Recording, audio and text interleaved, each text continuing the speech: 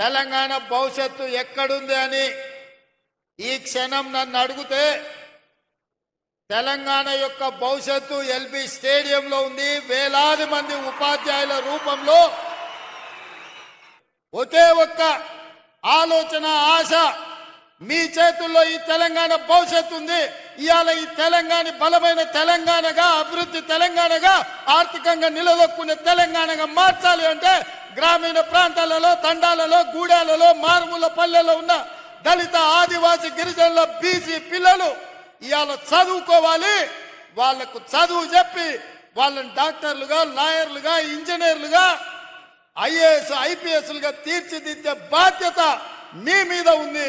అందుకే ఈ తెలంగాణ భవిష్యత్తు మా చేతుల్లో కాదు, మీ చేతుల్లో ఉందని చెప్పడానికి నేను ఇవాళ ఈ సమావేశాన్ని ఏర్పాటు చేసిన. బడ్జెట్ కు సంబంధించి విద్యకు ప్రాధాన్యత ఉండాలి అని చెప్పి 7.3% ఈసారి విద్యకు 21,000 కోట్ల పైగా ఈరోజు విద్యకు నిధులు కేటాయించడం జరిగింది.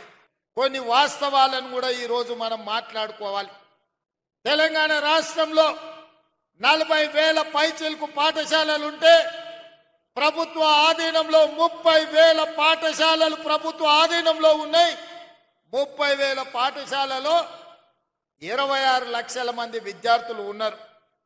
కానీ అదే ప్రైవేట్లో 10,000 పాఠశాలలుంటే 33 లక్షల మంది విద్యార్థులు ఈరోజు ప్రైవేటు పాఠశాలల్లో చదువుకుంటున్నారు.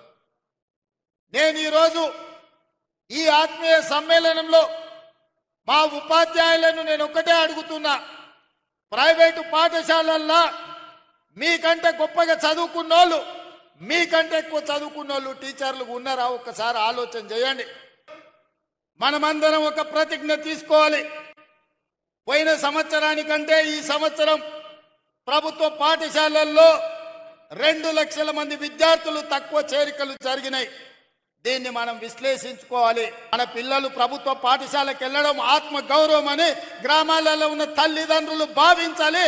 అందుకే అమ్మ ఆదర్శ పాఠశాలని సెల్ఫ్ హెల్ప్ గ్రూపులకు పూర్తి బాధ్యత అందించి మన పాఠశాలలు మొదటి రోజే దాదాపుగా 26 లక్షల మంది విద్యార్థులకు మొదటి రోజే వాళ్ళ పాఠ్య పుస్తకాలతో పాటు వాళ్లకు డ్రెస్సులు ఇచ్చే ప్రయత్నం చేసినాం.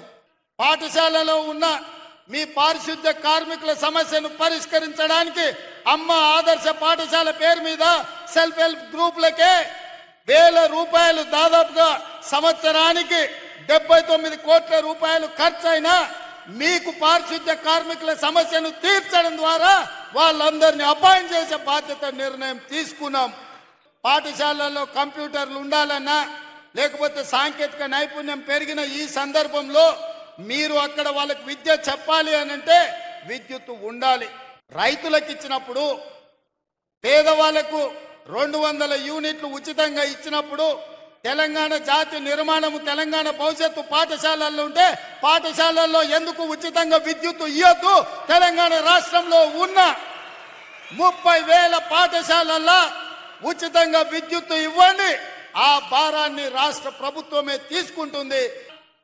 రేపటి తెలంగాణ భవిష్యత్తు మీ చేతుల్లో ఉంది.